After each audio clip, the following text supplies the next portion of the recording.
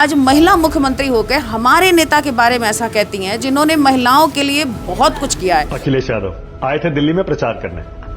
टूटी चोर। महिला संवेदनशीलता की, ममता की, करुणा की और डिसिप्लिन की एक प्रतिमूर्ति मानी जाती हैं। जागरण ही वो अखबार था जिसने सबसे पहले हमारे नेता के बारे में इस तरह की अभद्र टिप्पणी की। हर किसी के घर में 2 आरएसएस के एजेंट हैं, एक दैनिक जागरण का अखबार और एक दैनिक जागरण कभी वो मुद्दे नहीं दिखाता जो आम जनता से जुड़े हुए हों। हर जिले में महिलाओं ने रेखा गुप्ता जी का विरोध किया है, प्रदर्शन किया है, धरना किया है, विज्ञप्ति दी है। किससे हम अपनी बात कहें? लोकतंत्र बिल्कुल खत्म हो चुका है। सत्ता में लोग बैठे हैं, वो पुतला जला रहे हैं। उन्हें किस बात की परेशानी है, वो पुतला जला रहे हैं। उनका शासन, उनका प्रशासन, उनकी इन्होंने जो नैरेटिव सेट किया है ना, ये साइकोलॉजिकली लोगों के दिमाग से एक ये वैक्यूम क्रिएट करना चाहते हैं कि उनके अलावा कोई है ही नहीं। हर किसी का वक्त आता है और चला भी जाता है। इनका वक्त जब तक है तब तक ये जो करना है कर ले। आप जैसे लोग जो दिखा रहे हैं, मैं बहुत आभार व्यक्त करती हूँ कि आप सब हमारी बातों को दिखा भी रहे हैं। वरना जिस तरह से गोदी मीडिया है जिसने बड़ी बड़ी बातों को भी केवल भाजपा के लोगों का महिमा मंडन करने के अलावा आज उनके पास आम आदमी के मुद्दों से जुड़ी हुई कोई बात नहीं है करने को। इस वक्त हमारे साथ समाजवादी महिला सभा की प्रदेश अध्यक्ष रिबू श्रीवास्तव जी हैं।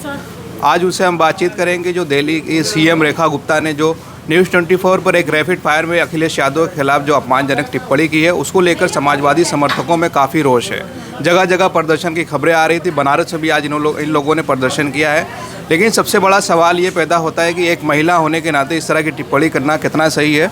बातचीत करेंगे मैडम से। मैडम, बहुत बहुत स्वागत है आपका। क्या टिप्पणी है आपकी जब इस तरह की, जब रैपिड फायर पर न्यूज़ 24 पर आपने देखा अखिलेश यादव के लिए इस तरह के शब्द का इस्तेमाल करना, कैसे इसको देखती हैं आप? देखिए, मैं समाजवादी पार्टी की महिला सभा की प्रदेश अध्यक्ष हूँ। आज महिलाएं उनके इस बयान से इसलिए बहुत आहत हैं कि वो महिला हैं। एक तो एक संवैधानिक पद पर हैं, संविधान की शपथ लेकर के वो आज इस जगह पर बैठी हैं। उत्तर प्रदेश, दिल्ली प्रदेश के मुख्यमंत्री हैं जो इस देश की राजधानी है, और ऊपर से वो महिला हैं। महिला संवेदनशीलता की, ममता की, करुणा की और डिसिप्लिन की एक प्रतिमूर्ति मानी जाती हैं। ऐसे में वो उस व्यक्ति के खिलाफ बोलती हैं, के प्रति इतनी अभद्र भाषा बोलती हैं जिन्होंने महिलाओं के लिए अपनी सरकार में बहुत कुछ किया, जो देश की तीसरी नंबर की सबसे बड़ी पार्टी बनकर के उभरी, और जिसको आज महिलाएं वो दौर याद करती हैं जब 102 और 108 जैसी एम्बुलेंस की जो योजना शुरू हुई थी, उसमें जो महिला गर्भवती हो उसके पहले दिन से लेकर के और डिलीवरी होने तक की जो सुविधा उस सरकार में थी, उसे आज भी जनता याद करती है, महिलाएं याद करती हैं। जो समाजवादी पेंशन दी थी, जो 1090 योजना जिसको विदेशों में भी पूरे विश्व में सराहा गया, आज उन योजनाओं का कोई मतलब नहीं। उन योजनाओं को ख़त्म कर दिया है सरकार ने। महिलाओं के लिए बेटी बचाओ बेटी पढ़ाओ जैसा नारा दिया और एकदम से जुमलेबाजी वाली बातें निकली हैं।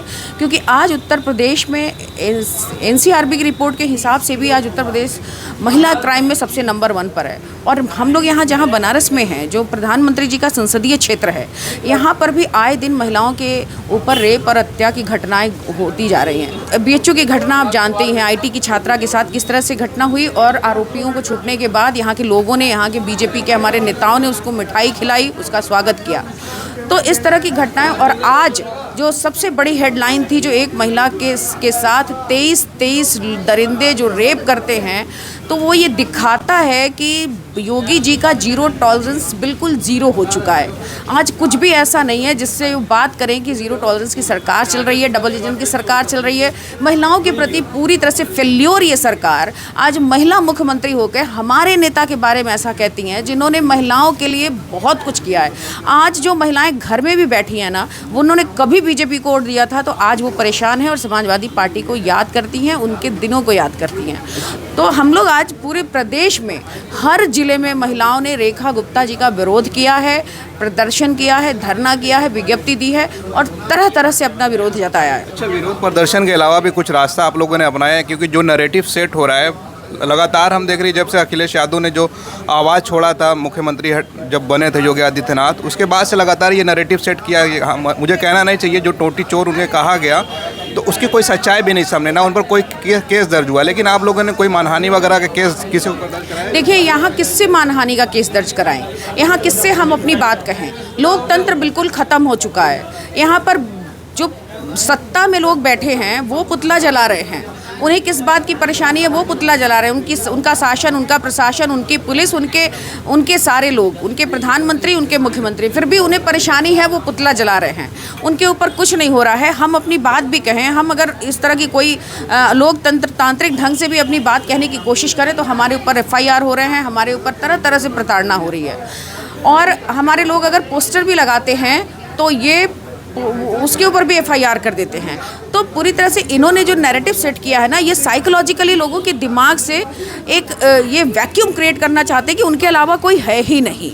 वो इस तरह के जो समाजवादी पार्टी के लोग हैं, जो देश की तीसरे नंबर की सबसे बड़ी पार्टी है, आज उसके भी महत्व को कम करने के लिए जो कुछ कर सकते हैं वो करते हैं। तो हम अपनी बात, आप जैसे लोग जो दिखा रहे हैं, मैं बहुत आभार व्यक्त करती हूँ कि आप सब हमारी बातों को दिखा भी रहे हैं। वरना जिस तरह से गोदी मीडिया है, जिसने बड़ी बड़ी बातों को भी केवल भाजपा के लोगों का महिमा मंडन करने के अलावा आज उनके पास आम आदमी के मुद्दों से जुड़ी हुई कोई बात नहीं है करने को।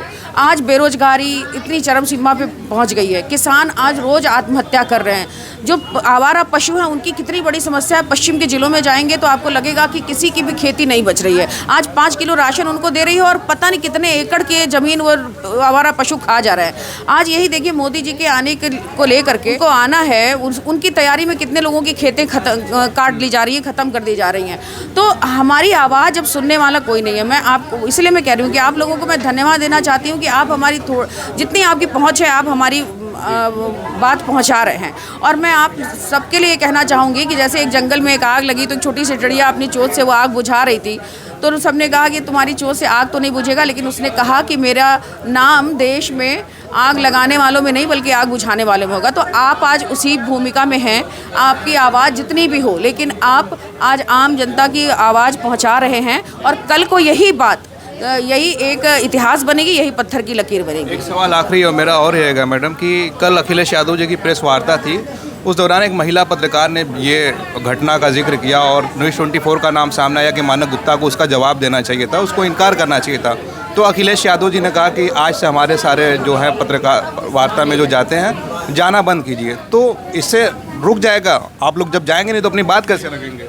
देखिए, हम अपनी बात हम अगर जाते भी हैं तो हमें अपनी बात नहीं रखने दी जाती है। हमसे वो सवाल नहीं किए जाते हैं जो बेसिक, जो यहाँ की ज़रूरतें हैं, जो बेसिक मुद्दे हैं इस देश के, इस प्रदेश के बेसिक मुद्दे जो उस पर बात नहीं की जाती है। बात हिंदू मुसलमान पे छिड़ जाती है, बात बाबर और औरंगजेब पे छिड़ जाती है, तो बात ना धर्म पे केवल आ जाती है।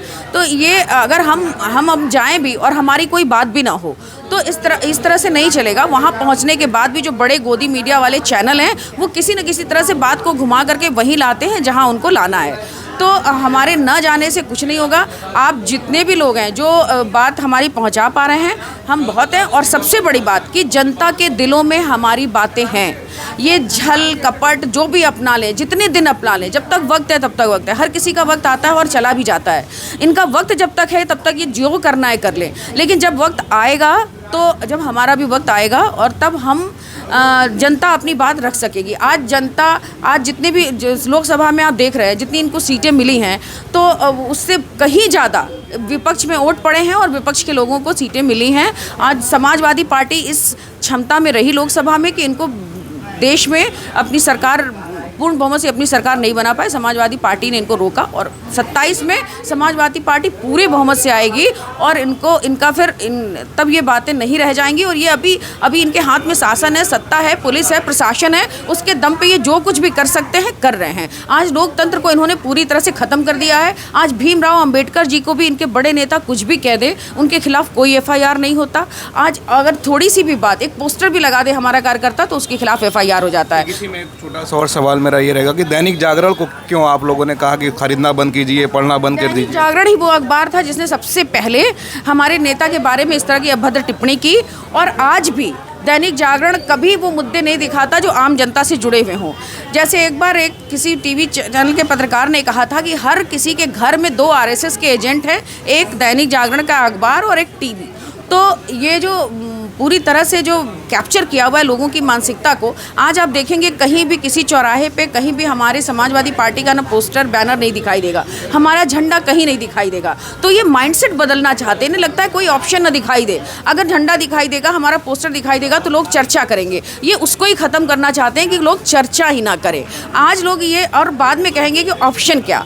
तो समाजवादी जनता जिनके घरों में जो अग्निवीर योजना से परेशान हैं, जो आत्महत्या कर रहे हैं और जिनको लग रहा है कि देश में शहीद होने के बाद भी उन्हें शहीद का दर्जा नहीं मिल रहा है, वो बच्चे आज समाजवादी पार्टी के साथ हैं। वो किसान जिनका 3 बिल ला करके जिनको मरने पे मजबूर किया, हजारों किसान मरे तब जाकर के कहीं ये बिल रुका हुआ है, आज वो किसान हमारे साथ हैं। वो महिलाएं जो आंगनबाड़ी, शिक्षा मित्र, आशा बहुएं, सखी समूह, इनको जो नए नए वादे दे करके नए नए इनको बातें करके इनसे इनको कई तरह के सपने दिखा करके ये सरकार में आए और जब वो अपने मांगों की मांग करती हैं तो उनको लाठियां मिलती हैं। वो महिलाएं आज समाजवादी पार्टी की तरफ बड़ी उम्मीद से देख रही हैं। वो महिलाएं जिनको लगता था कि सिलेंडर उनको मुफ्त में मिल जाएगा, उनके घर उनके भी आंखों की रोशनी खराब होने से बच जाएगी। आज जो समाजवादी पार्टी की सरकार में मट्टी का तेल मिलता था वो भी बंद हो गया। आज वो अगर 1200 रुपये का सिलेंडर ना ले, 50 रुपया फिर सिलेंडर का दाम बढ़ा दिया इन्होंने। अगर वो इतने का सिलेंडर नहीं ले पाती हैं तो उन्हें लकड़ी के चूल्हे पे फिर से खाना बनाने को वो मजबूर है। तो आज इस देश का, इस प्रदेश का हर तबका, हर वर्ग, हर व्यापारी, हर जो PWD हो, सिंचाई हो, बिजली विभाग हो, हर कर्मचारी, वकील हो, सब धरना दे रहे हैं, सब परेशान है, सबके साथ, सबके दिल में पीड़ा है। लेकिन आज जो इनके साथ इनके पास शासन है, प्रशासन है, इसके बल पे ये आम जनता की भावनाओं को कुचल करके अपनी बात रखते हैं। ये बहुत दिन तक नहीं चलेगा, जनता समझ चुकी है। चलिए, बहुत बहुत शुक्रिया हमसे बातचीत करने के लिए। हम बात कर रहे थे समाजवादी महिला सभा की प्रदेश अध्यक्ष रिबू श्रीवास्तव जी से। रेखा गुप्ता ने जो टिप्पणी की है उसको लेकर प्रदेश भर में जो है महिला सभा की महिलाएं जो है उसके खिलाफ प्रदर्शन कर रही हैं और समाजवादी राष्ट्रीय अध्यक्ष अखिलेश यादव जी ने भी कहा है कि न्यूज़ 24 पर प्रवक्ता ना जाएँ और साथ में उन्होंने मना किया है कि दैनिक जागरण अखबार का ना खरीदा। आप इनकी बातों से कितना सहमत है, इस मुद्दे पर क्या सोचते हैं, अपनी राय ज़रूर कमेंट करें। आप देख रहे थे खोज खबरिया बनारस से, मैं उबैद, बहुत बहुत शुक्रिया।